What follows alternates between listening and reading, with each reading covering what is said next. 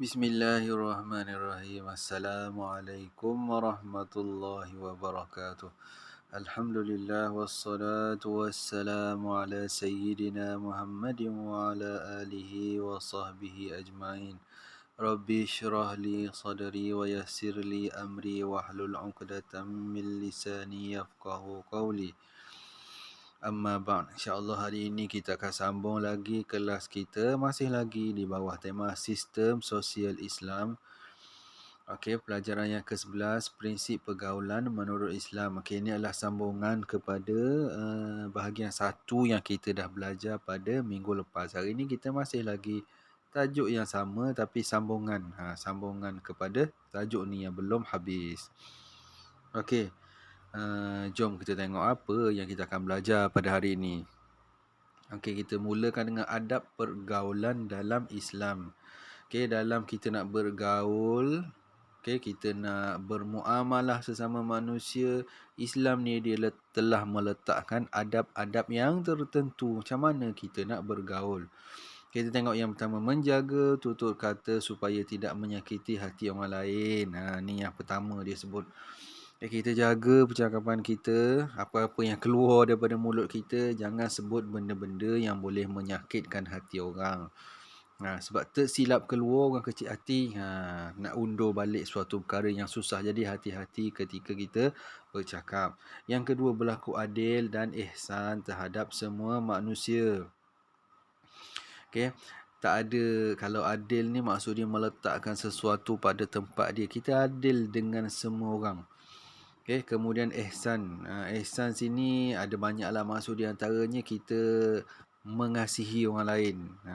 Kita tengok orang, kita rasa kesian kepada dia di atas apa yang menimpa kepada dia.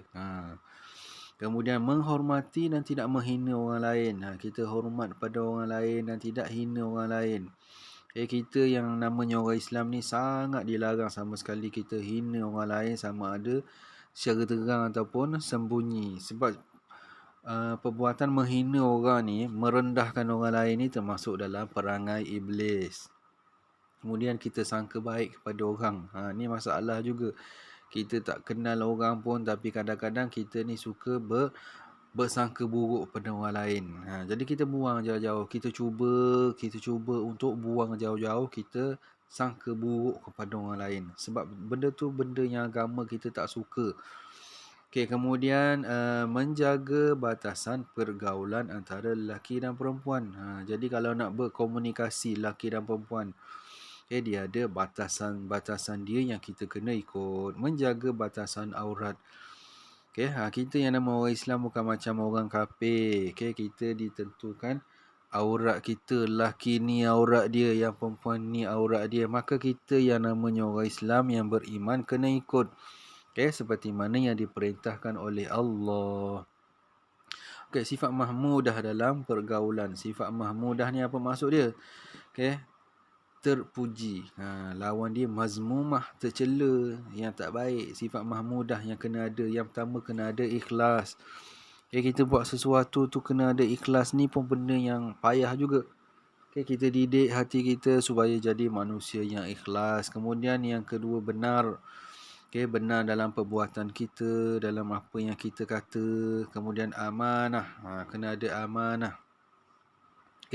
Jujur. Bila dah diberi satu tanggungjawab kepada kita, kita terima dan kita buat dengan sebaik-baiknya. Sebab tu adalah amanah kepada kita.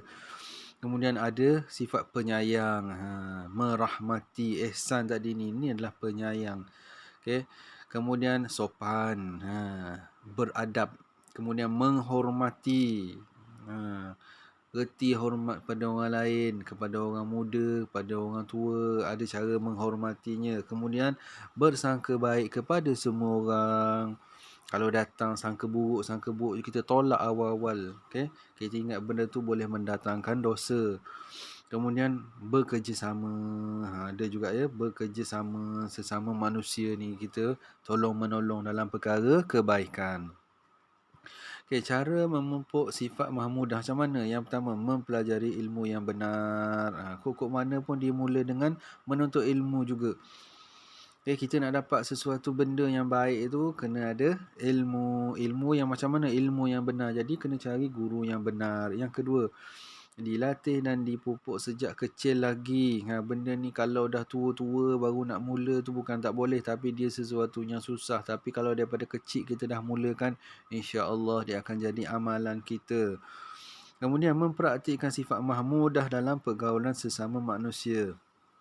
Sifat mahmudah yang kita dah belajar tadi, yang dah disebutkan tadi, kita cuba amalkan dia dalam kita bergaul dengan orang. Kita jaga percakapan kita, kita reti untuk hormat orang. Tu maksud dia mempraktikkan.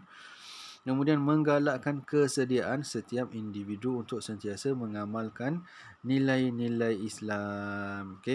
Kalau boleh kita mulakan dengan diri kita sendiri dulu untuk kita beramal dengan nilai-nilai daripada agama kita sendiri. Kalau tu yang agama kita ajar, kita cuba untuk beramal dengan dia. Kita mulakan dulu. Kemudian membudayakan sifat mahmudah pada seluruh lapisan masyarakat. Ini dalam peringkat yang lebih tinggi lah ni.